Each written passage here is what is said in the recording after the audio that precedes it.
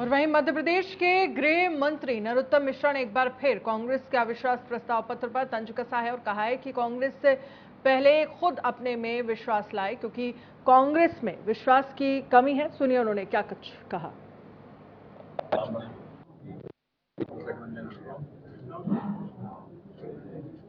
पहले तो ये आपस में विश्वास पैदा कर लें, तब अविश्वास ज्यादा इनका परस्पर अविश्वास ही नहीं है।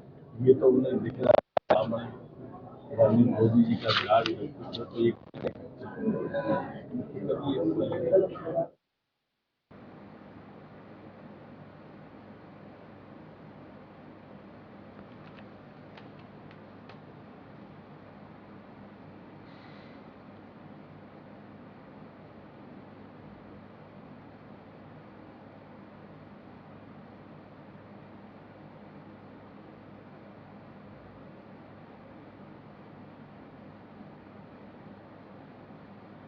और वहीं हिंदी में मेडिकल एमबीबीएस की पढ़ाई शुरू होने को लेकर बहस बहस जो है वो छिड़ गई है। मध्य प्रदेश देश का पहला ऐसा राज्य बन गया है जहां पर एमबीबीएस की पढ़ाई हिंदी में कराई जा रही है। और वहीं 2022 में केंद्रीय गृह मंत्री अमित शाह ने एमबीबीएस फर्स्ट ईयर की एनाटॉमी, फिजियोलॉजी और बायोकेमिस्ट्री की हिंदी किताबों का विमोचन किया था।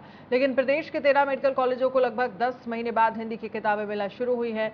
ग्वालियर अंचल के जीआरएमसी गजराजा मेडिकल कॉलेज के 200 छात्रों में से 78 छात्र ये किताबें पाकर काफी खुश हैं। लेकिन हिंदी में एमबीबीएस की पढ़ाई को लेकर घोषणा के बाद से ही विरोध और बहस भी छिड़ गई है, जिसके तहत हिंदी और अंग्रेजी माध्यम के मेडिकल स्टूडेंट के बीच एक बड़ी खाई बन गई है।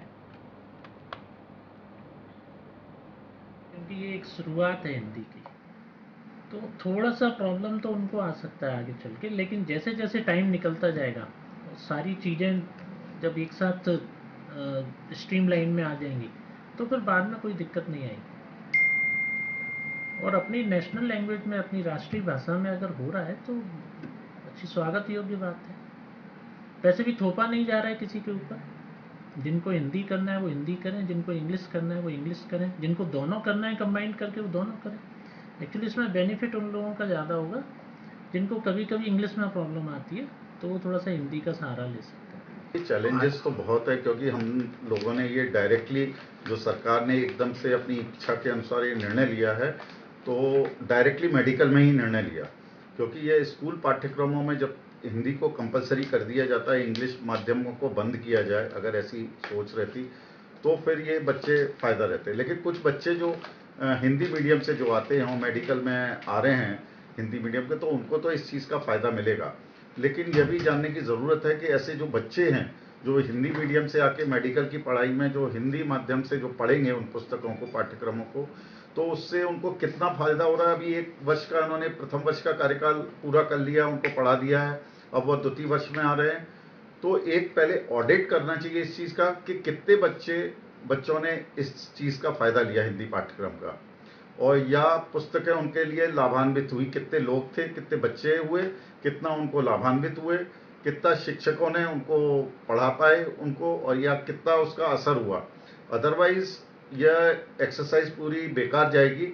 इंग्लिश में से कुछ वर्ड होते हैं, किसी को बच्चे पुराने टाइम मतलब उससे हिंदी मीडियम से भी वो करके आ रहे हैं, कुछ सरकारी कॉलेज सरकारी स्कूलों से अपना पढ़ के आ रहे हैं, तो उनको थोड़ी सी इंग्लिश में वो ट्रांजिशन करने में दिक्कत आती थी, उनको बहुत प्रॉब्लम फेस करनी पड़ती थी, तो उनको थोड़ा डिक्शनरी साथ में लेके बैठना पड़ता था और बहुत प्रॉब्लम आती थी। अब हिंदी मीडियम में से क्या है कि उनको बुक में ही सब कुछ दे रखा है हिंदी में, तो समझने में थोड़ी आसान, उनको टाइम बचता है तो थोड़ा ज़्यादा पढ़ पाते हैं। हिंदी इंग्लिश दोनों में ही आते हैं, तो इसलिए कभी ऐसी दिक्कत वैसे तो नहीं आती है। पर और जो हिंदी की बुक्स हैं उनमें भी सारी बोलचाल की भाषा में दिया है और टेक्निकल टर्म्स जो है वो इंग्लिश में उन्होंने दे रखे हैं, तो किसी को समझने में, ट्रांसलेट करने में कोई दिक्कत नहीं है। छत्तीसगढ़ के पूर्व सीएम रमन सिंह ने विधानसभा चुनाव से पहले सीएम भूपेश बघेल और शिक्षा मंत्री रविंद्र चौबे के नाम बैक टू बैक 3 पत्र लिखे हैं, जिसमें उन्होंने अनियमित कर्मचारियों के नियमितीकरण और दिवंगत शिक्षकों के अनुकंपा नियुक्ति की मांग की है। साथ ही उन्होंने सरकार को पूर्व विद्या मितान शिक्षकों से किए गए वादों को भी याद दिलाया है और पत्र पर जल्द से जल्द उचित कार्रवाई करने का निवेदन किया है।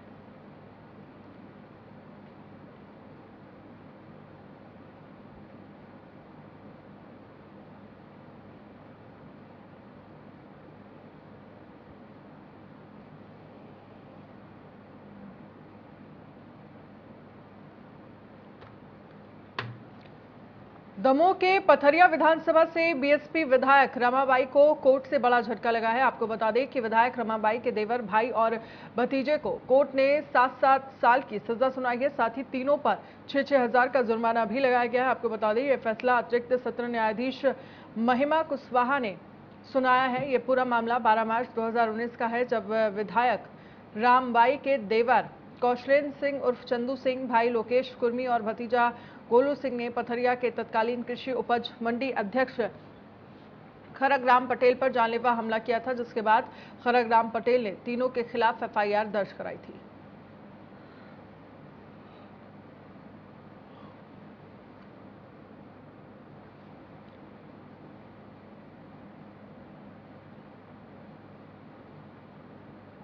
मध्य प्रदेश के सीएम शिवराज ने सिंगरौली जिले के बेढ़न में संत रविदास समरसता यात्रा का शुभारंभ किया और सभा को भी संबोधित किया। इस दौरान जब हमारे संवाददाता ने मौके पर मौजूद स्थानीय जनप्रतिनिधियों से बात की तो सुनिए उन्होंने क्या कहा। संत शिरोमणि रविदास स्मारक निर्माण समरसता यात्रा को लेके मुख्यमंत्री शिवराज सिंह चौहान की यात्रा का शुभारंभ उन्होंने कर चुके हैं और उस ऊर्जाधानी से कूच कर चुके हैं। जानना चाहेंगे यहाँ के जो स्थानीय लोग हैं इस पूरी यात्रा के को लेके क्या फोकस करेंगे, क्या इसका विषय रहा है, क्या इसका समाज में महत्व होगा और आने वाले चुनाव में क्या मकसद होगा, क्या कहेंगे इस पूरे मामले को लेके। हम लोग का सौभाग्य है माननीय शिवराज सिंह चौहान जी आज हमारे शहर, हमारे वार्ड नंबर 41 से शुभारंभ किए हैं। ये मैसेज पूरे भारत में, पूरे देश में जाएगा, क्योंकि वो जितना लेते थे उससे ज़्यादा करते थे। ये तो रही सामाजिक समरसता, सिंगरौली को सिंगापुर कब बनाएंगे? निश्चित ही आप देखते होंगे, सिंगापुर का मतलब है सिंगापुर के जैसे काम हो। यहाँ जैसे ही 2008 से सिंगरौली जिला बना है, तब से माइनिंग कॉलेज का अभी भूमि पूजन भी हुआ है, मेडिकल कॉलेज का भूमि पूजन चालू है काम, विशाल ट्रामा सेंटर आप देखते होंगे यहाँ पे बना हुआ है। इस तरह से एयर पट्टी जो है बनी हुई है। इस तरह से सिंगरौली की बहुत संभावनाएं विकास की है, बहुत हुई है, आगे और होगी। तो निश्चित रूप से लोगों के अलग अलग मत हैं, अलग अलग बातें हैं, सारी बातें हैं। मुख्यमंत्री जी आए थे, सामाजिक समरसता का संदेश देकर गए हैं, यात्रा का उन्होंने शुभारंभ किया है।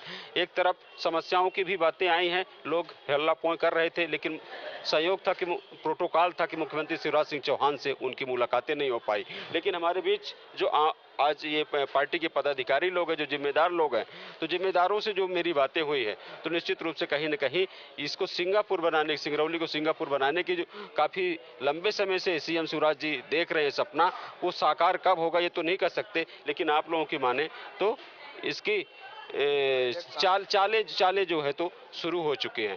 तो इंतजार करना होगा सिंगरौली के सिंगापुर को कि सिंगापुर कब बन पाएगा। आप बने रहिए इंडिया न्यूज के लिए। इस वक्त ऊर्जाधानी सिंगरौली से मैं सचिंद्र मिश्र। इंदौर के करबला मैदान पर नगर निगम के कर्मचारियों के साथ मारपीट का मामला सामने आया है। मेयर पुष्यमित्र भार्गव के निर्देश पर निगम कर्मियों के साथ मारपीट करने वाले आरोपियों के खिलाफ एफआईआर कर ली गई है। आपको बता दें कि आरोप है कि पेड़ की कटाई करने पहुंची नगर निगम की टीम के साथ करबला के कर्मचारियों ने मारपीट की। इसके बाद हिंद रक्षक के एकलव्य सिंह गौड़ के साथ निगम कर्मी जूनी इंदौर थाने पहुंचे। वहीं थाने पहुंचकर कुछ लोगों ने प्रदर्शन किया, साथ ही नारेबाजी भी की, जिसके बाद मुन्ना खान के बेटे मोहसिन खान समेत अन्य आरोपियों पर मामला दर्ज कर लिया गया है।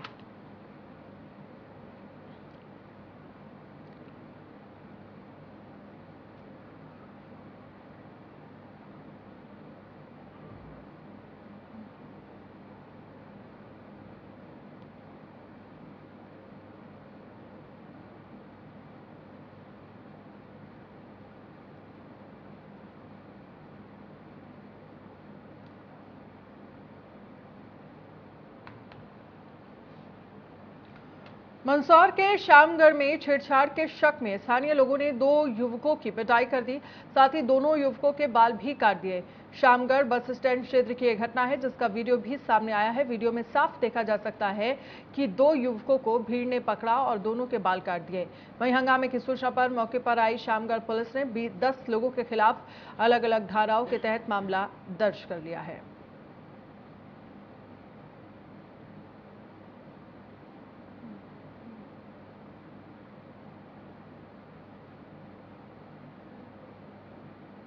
मध्य प्रदेश और महाराष्ट्र का संपर्क टूट गया है। दरअसल बुरहानपुर से लगे महाराष्ट्र के जलगांव जामोद मार्ग पर पहाड़ी का एक हिस्सा टूटकर गिर गया, जिससे मध्य प्रदेश महाराष्ट्र हाईवे बंद हो गया है। लगातार बारिश के कारण पहाड़ी धंस रही है।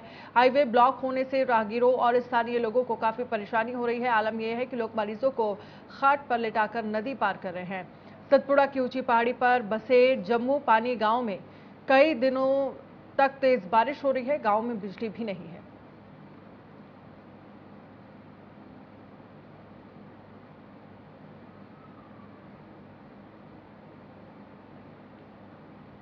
और चलिए बात करेंगे बुरहानपुर के फोपनार जसौंदी गांव की, जहां पर आपको बता दें कि किस तरह से बारिश ने तबाही मचाई है। कई ग्रामीण जो है वो बेघर हो गए हैं। हाथियों के उत्पात से किसान परेशान हैं। 12 हाथियों के दल ने धान की फसल को चौपट कर दिया है। किसानों की फसलों को भारी नुकसान हुआ है। किसानों ने सरकार से लगाई है मदद की गुहार। ये बड़ी खबर आपको दिखा रहे हैं। वन अमला हाथियों की निगरानी में जुटा है।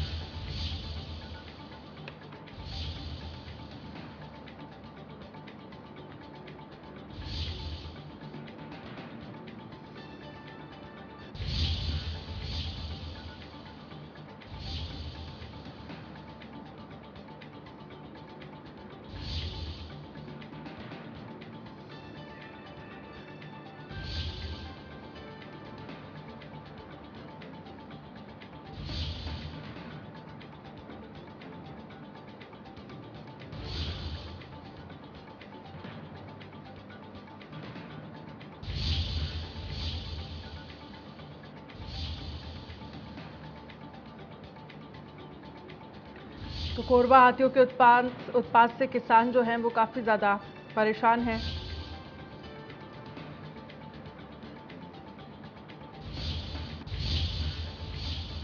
मंडला में वयस्क तेंदुए की मौत। कान्हा नेशनल पार्क के पास की यह घटना है। राता और सुरपाटी गांव के पास की घटना है।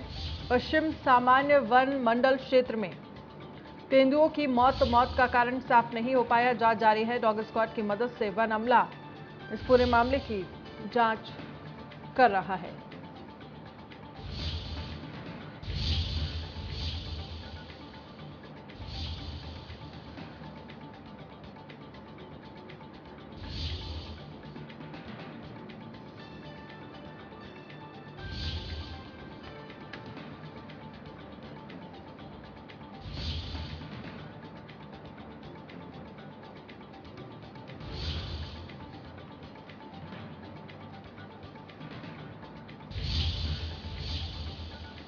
खबर अंबिकापुर से है, जहां पर 11,000 वोल्टेज तार की चपेट में आने से किसान की मौत हो गई है। दरअसल खेत में हल चलाने के दौरान किसान मंजू कलखो पर ये तार गिरा है और साथ ही हाल में लगे 2 बैलों की भी मौत हो गई है। गुस्साए लोगों ने मुआवजे की मांग को लेकर चक्का जाम कर दिया है। वहीं घंटों बाद पहुंची प्रशासनिक टीम ने हालात को संभाला है।